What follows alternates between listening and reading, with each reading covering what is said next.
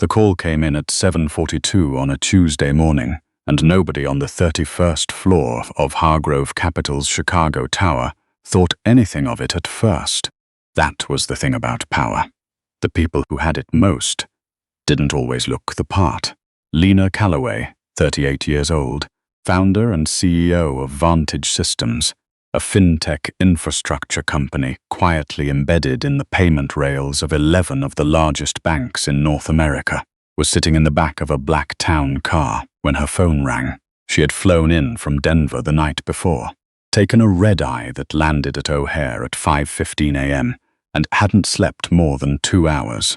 She was wearing dark grey sweatpants, a faded Georgetown hoodie she'd had since graduate school, and white sneakers with a scuff on the left toe. Her hair was pulled back without ceremony. She had no jewelry on, except for a small titanium watch that looked like something you'd buy at a drugstore. She looked in the kindest possible terms, like someone's tired aunt who had just finished a long flight and needed coffee.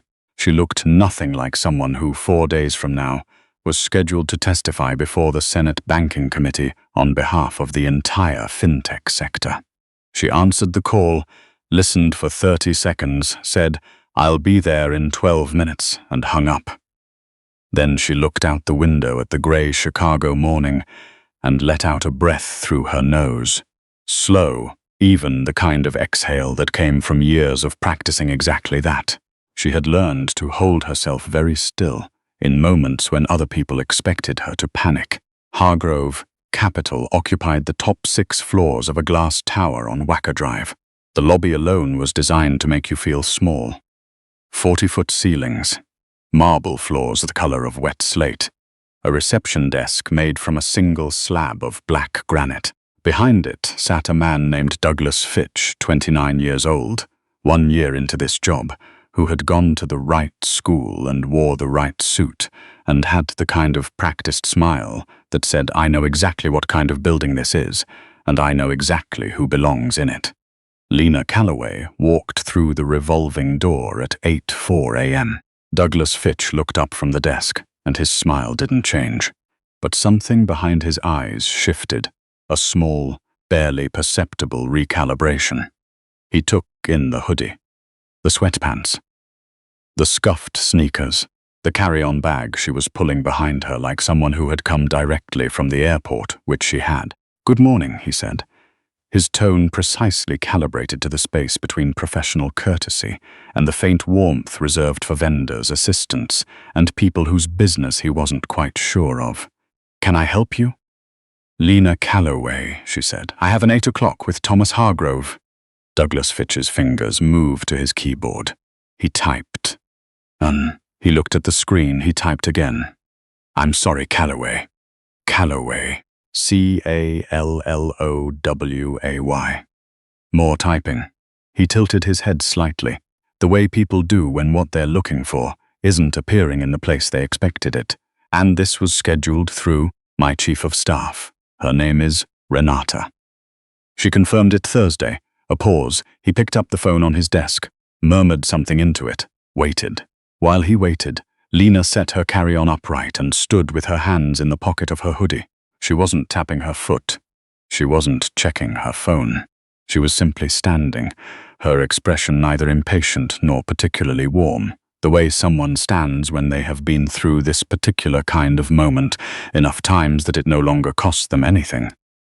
A woman materialized from the elevator bay. Judith Crane, 52, executive assistant to Thomas Hargrove for the past 11 years. She spotted Lena from across the lobby, and something shifted immediately in her posture, the slight forward lean of someone who recognizes exactly who they're looking at. "Mrs. Calloway." She crossed the marble floor with the efficient walk of someone who had spent a decade navigating the schedules of powerful people. "I'm so sorry. I should have been down here. Please, come right up." Douglas Fitch went very still for a moment, his fingers resting on the keyboard. His eyes moved between Judith Crane and the woman in the Georgetown hoodie standing at his desk with the scuffed sneaker and the carry-on bag. He had the look of someone who had just made a calculation and arrived at an answer that didn't match what he'd expected. Lena Calloway didn't look at him as she followed Judith to the elevator. She had already moved on. Thomas Hargrove, 61 years old, founder of Hargrove Capital, and the kind of man whose name appeared on charitable endowments at 3 universities and 1 hospital wing, was standing when the elevator doors opened on the 34th floor. He crossed the space between them with his hand extended, his entire bearing communicating urgency, and, underneath it, something that looked like relief. "Lena," he said, "thank you for coming. You said it was time-sensitive." "It is. Come in." The office was the size of a tennis court, wall-to-wall glass looking out over the Chicago River. On the long conference table, a spread of documents and laptops suggested a meeting that had already been underway. 3 other men were already seated. Preston Voll, 55, Managing Director and Hargrove's second-in-command. Alden Macready, 47, Chief Legal Counsel. And a man Lena didn't recognize, younger, maybe early 30s, with the alert, slightly wired look of someone who had been awake all night staring at numbers that didn't add up. "This is James Cho," Hargrove said, gesturing to the younger man. "He's head of our risk assessment division." James Cho nodded. He had the look of someone who had rehearsed staying calm, and was working hard at it. "Tell me what you have," Lena said. She pulled out the chair nearest to her. She didn't wait to be invited, and sat down. Her carry-on went beside her feet. She hadn't taken off the hoodie. Preston Voll, who had been watching her since she walked in, glanced at the hoodie once more. There was something in his expression. Not quite condescension, but the particular kind of uncertainty that men like him sometimes displayed around people who didn't perform authority the way they expected. He had the look of someone who was still privately running his assessment, not yet fully committed to his conclusion. He would be. "Give it 20 minutes. 3 days ago," Hargrove said, sitting down across from her, "we identified a potential cascade vulnerability in our settlement infrastructure. It's affecting the processing pipeline that sits between our domestic wire transfers and the clearinghouse. Overnight, our engineers flagged a pattern, transaction anomalies that shouldn't be there. Small enough that they didn't trigger the automatic alerts, large enough that if they compound. You're looking at a systemic failure," Lena said. Hargrove nodded. "In a worst-case scenario, yes," she looked at James Cho. "When did the pattern start?" "We traced it back to Friday," Cho said. "But it's possible it's been there longer. Our monitoring didn't." "Which clearinghouse?" A pause. Preston Voll interjected. "With all due respect, Miss Calloway, that's proprietary." "Preston." Hargrove's voice was quiet but absolute. "She needs whatever she needs." Voll sat back. James Cho said the name of the clearinghouse. Lena Calloway was quiet for 3 seconds. Then she reached into the side pocket of her carry-on and took out a laptop. It was not a slim, gleaming device designed to signal success. It was a matte black ThinkPad with a small dent in the corner of the lid, a laptop that looked like it had been to a lot of places and had work to do when it got there. "I'm going to need to see the raw transaction logs," she said. "Not the summary reports, the raw logs." Alden Macready, who had not spoken yet, looked at Hargrove. "Tom." "James," Hargrove said. "Give her what she's asking for." What happened over the next 4 hours was not the kind of thing that made for easy storytelling later, because most of it was invisible. It happened in columns of numbers, in architecture diagrams, projected onto the conference room wall, in a quiet conversation Lena conducted by phone, stepping out to the hallway, her voice too low for anyone inside the room to hear, that lasted 11 minutes and seemed, when she came back in, to have resolved something no one else in the room had known was unresolved. Preston Voll watched her from across the table. He had spent his career in rooms like this one, surrounded by people who signaled competence through their suits and their handshakes, and the particular confidence that comes from being told, often and early, that you belonged in the room. Lena Calloway signaled nothing. She sat in the hoodie she'd worn on the plane, and she looked at raw data. And she asked precise questions. And she did not look up to check whether anyone in the room was impressed. That was what started to unsettle him. Not what she was doing, but the fact that she clearly didn't need anyone here to validate it. At 10:30, Alden Macready, who had been skeptical in the quiet, methodical way of lawyers, leaned over to look at the diagram Lena had drawn on the conference room whiteboard. It was a network map of the vulnerability, laid out in a way that made the cascade sequence legible for the first time. He studied it for a long moment. "How did you see this so quickly?" he asked. It wasn't a challenge. It was the question of someone who had just been given a clear answer to something they had been staring at for 3 days. "Because I built something almost identical to this 8 years ago," Lena said, without looking up from the laptop. "And we had this exact problem. Took us 5 months to find it and 6 weeks to fix it. I know where to look." Macready sat back slowly. By noon, there were 2 additional engineers on a video call, both from Vantage Systems' infrastructure team, walking Hargrove's technical people through a remediation protocol. James Cho was on his 4th cup of coffee and looked like someone who had just stepped back from the edge of something very bad and was only now beginning to understand how close he'd been. Thomas Hargrove, who had built his firm across 3 decades by being very good at reading people, sat at the head of the table and watched Lena Calloway work. He had known who she was before she walked in. He had done his homework. But knowing someone's resume and watching them operate were different things, and he was watching now with the quiet focus of a man revising his estimates upward. It was Preston Vole who first said what had been in the room all morning. He said it at 12:15, when they broke for coffee, and most of the engineers had stepped out. He said it to Hargrove in the corner by the windows, in a voice he thought was low enough. It wasn't. "I'll be honest with you, Tom. When she walked in, I wasn't sure we had the right person." Hargrove looked at him. "I mean, she came off a red-eye. She was in sweats. I didn't know what we were getting." Thomas Hargrove was quiet for a moment. Then he said, simply, "And now?" Vole glanced across the room at Lena, who was back at the whiteboard adding something to the diagram. "Now I think she's the only person in this building who actually understood what we were looking at." It wasn't said unkindly. It was said with the particular discomfort of a man who had arrived at a place he hadn't expected and was trying to be honest about the journey. Lena had heard it. She had said nothing. She was adding to the diagram, her marker moving in clean, deliberate lines, and if she had any reaction to being discussed 4 feet away, she kept it inside. In that still interior space she had developed over 15 years of being precisely this: too young, too female, too casually dressed for whatever room she had just walked into, and entirely prepared to let the work speak for itself. There was a lunch brought in at 1 o'clock, sandwiches from a place downstairs, laid out on the sideboard with the kinds of small, unnecessary details that money provides: cloth napkins, little bowls of olives, a pitcher of water with cucumber slices. Nobody commented on the disconnect between the elegant spread and the woman at the head of the table, still in her airport hoodie.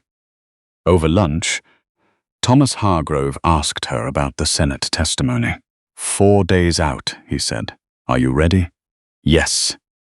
The banking committee is going to try to make this complicated. Holt especially. He's been looking for a way to reframe the oversight question since March." "I know what Holt is looking for," Lena said. She picked up her sandwich. "He thinks fintech infrastructure is a black box. He wants to make the case that nobody understands what's inside it well enough to self-regulate. What happened this morning actually helps me, in a way." Hargrove raised an eyebrow. "Because in 4 days I can tell him that this exact kind of vulnerability was identified, mapped, and remediated in less than 12 hours. Not because regulators intervened, because the people who built these systems know where to look." There was a silence around the table. James Cho looked up from his sandwich. Alden Macready was nodding slowly, the measured nod of someone who had just watched the argument assemble itself in real time and found it sound. Preston Voll said nothing. He was looking at Lena Calloway with an expression that had shifted sometime between 8:04 in the lobby and now, shifted from the cool appraisal of someone sizing up an unknown quantity to something more complicated, something that resembled, if you looked closely, a kind of retrospective in embarrassment he was trying to process quietly and with dignity. At 2:30 p.m., the immediate crisis was contained. The remediation protocol was running. James Cho had color back in his face. Thomas Hargrove walked Lena to the elevator himself, which was not something he did for everyone.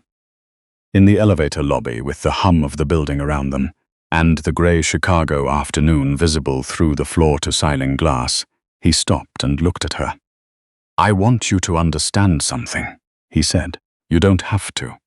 I want to." He said it with the weight of a man who chose his words deliberately. "I've been in this industry for 31 years. I've had a lot of people walk through that lobby claiming to be the person for a particular problem. Most of them were dressed for the part." A pause. "You weren't. And you were the most prepared person in that building." Lena looked at him for a moment. "Preparation doesn't have a dress code," she said. It wasn't a speech. It wasn't a lesson. It was just a fact, delivered the way she delivered most things, quietly, without embellishment, without any particular need for it to land anywhere. She said it the way she had spent 15 years operating, like someone who had already made peace with the truth of it, and was simply waiting for the rest of the room to catch up. The elevator doors opened.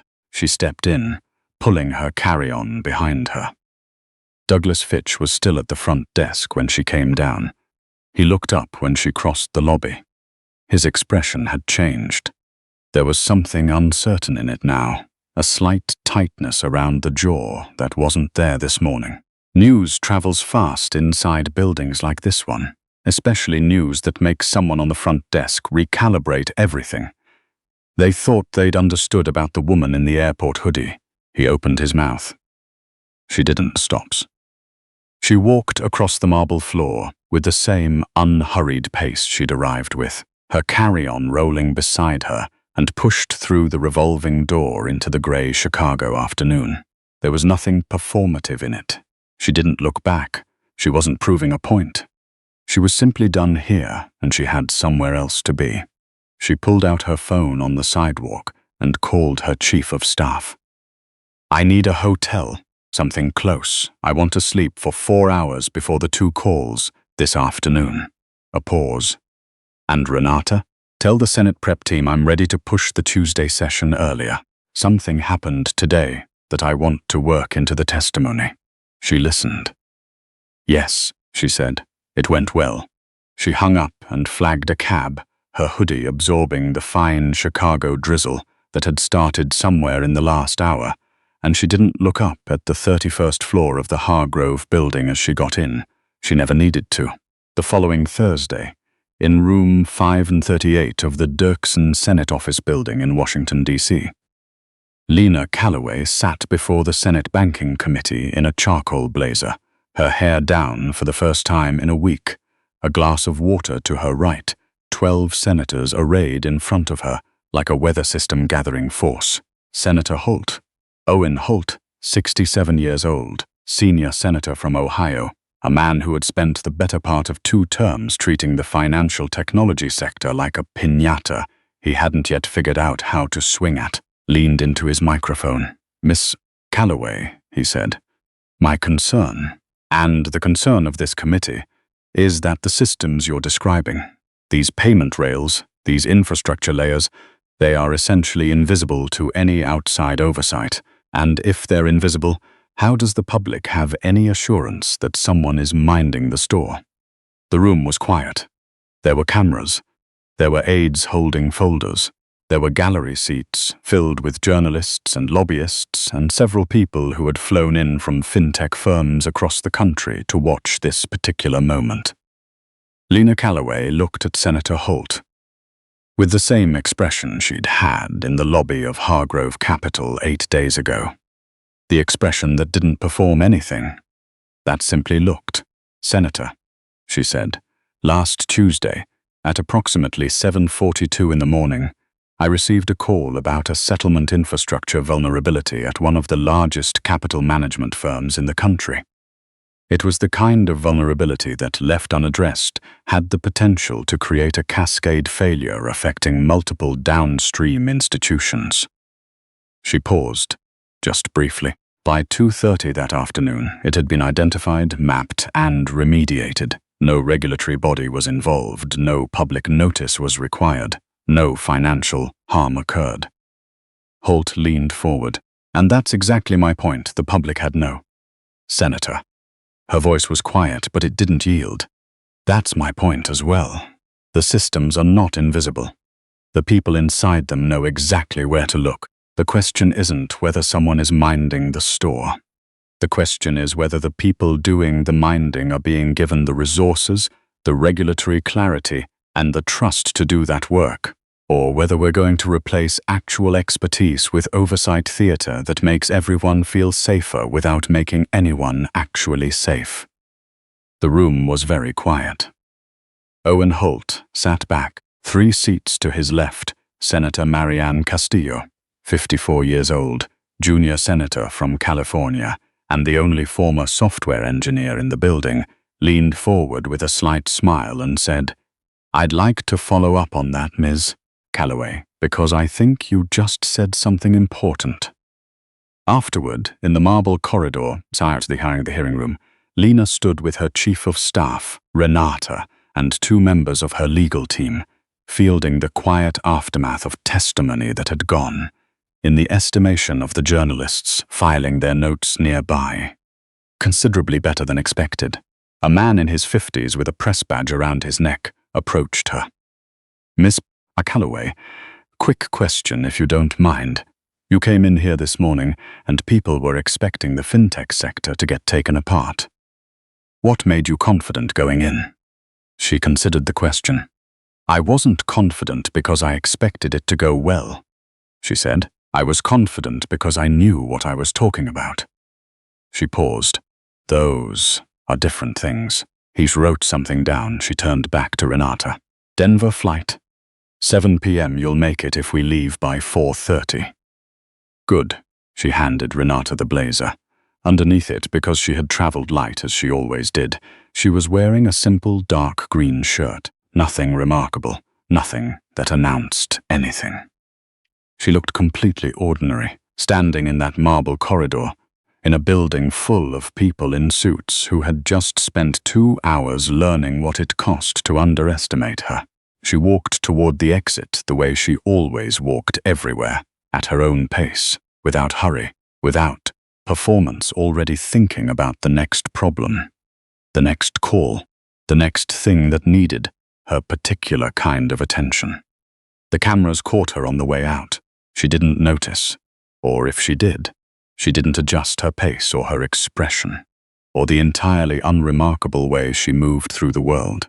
That was the thing about Lena Calloway. She had never needed anyone to see her coming.